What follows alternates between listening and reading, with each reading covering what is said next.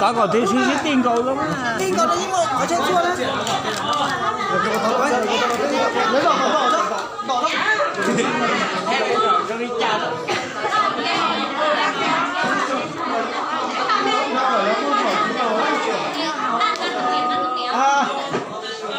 Này bảo trẻ quá, này họ mà biết muốn lọ thế này.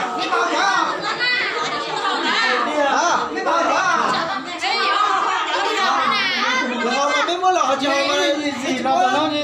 Thế thì nó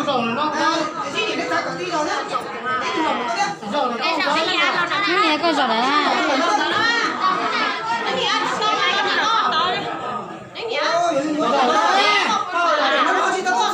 Cái nó hai cam để tìm nó mua món nó chè phí đối dành chè coi dành chè cho đối dành nó nghe có giỏi lắm mà nó nghe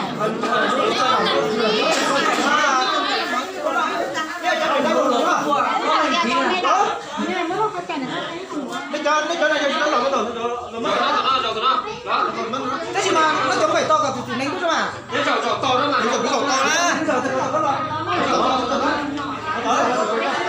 sẽ con nhảy trong đồ chính năng kia. Chín nó đây. Chín nó. Con nhảy thảo ô hoa lưỡi con ní trong ra mà thảo nó con ní trong ra kia. Lời muốn nào mà tên đang đây tỉnh ơi. Cái con nhảy cũng xếp cùng những cái chế cái lối chỉ ít du cho nó con này ơi.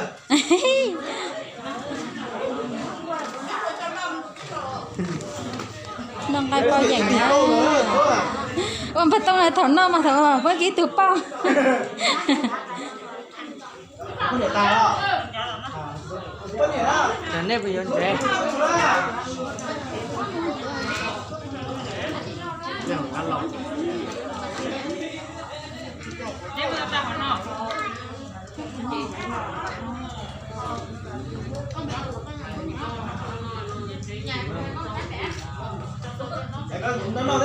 chị nó lên cái chị nó ngay nhuệ là thay mẹ ê nó xin lỗi mà nó thì à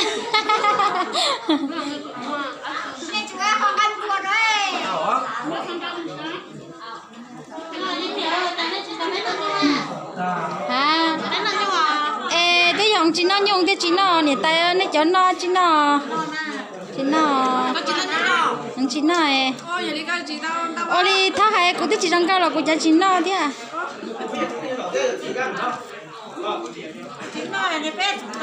nên nó nem mò à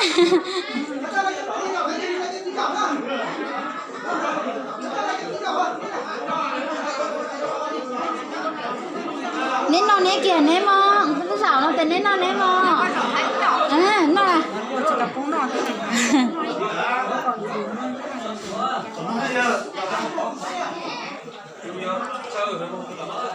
Cái giỏi rồi sắp để nó còn xíu thế. Con nhảy lò.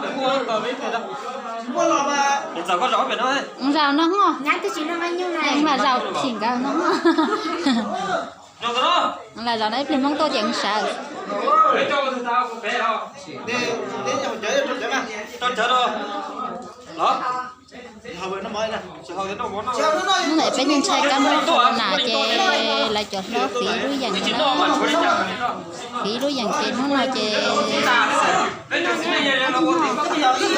chè nó sự rõ luôn đi chè lại bao chè lại bao dần chè lại bao dần ra cá mối chè bé tôi nó đây luôn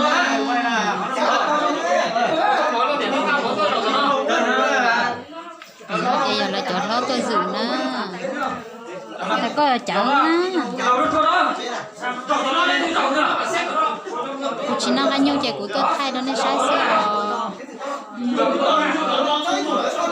thì nó chạy là chợ lo nhớ thì chợ qua cái đường xã tôi dự nó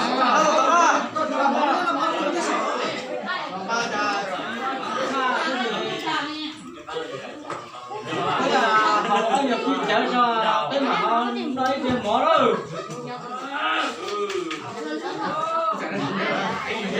Đây kiểu cũng chơi nữa.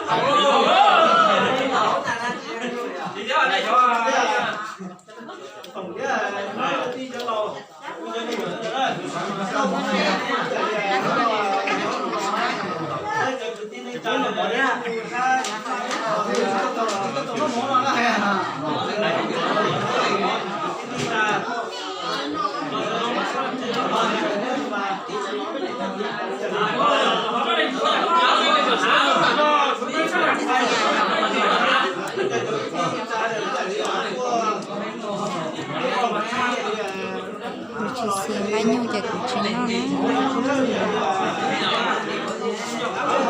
chị nói từ của chị nó cái mẹ thì của chị nó cái nhiêu thì chị nó cái tử nó mà cái nọ tặng nó là chúng tôi biết cái gì chiều khai cho nó nó nhớ ra cho mà cho con này mới nhuận nó rồi nhóc khai nó đâu mù mà chị trâu biết trâu kinh lở đó con này mình nhồi tới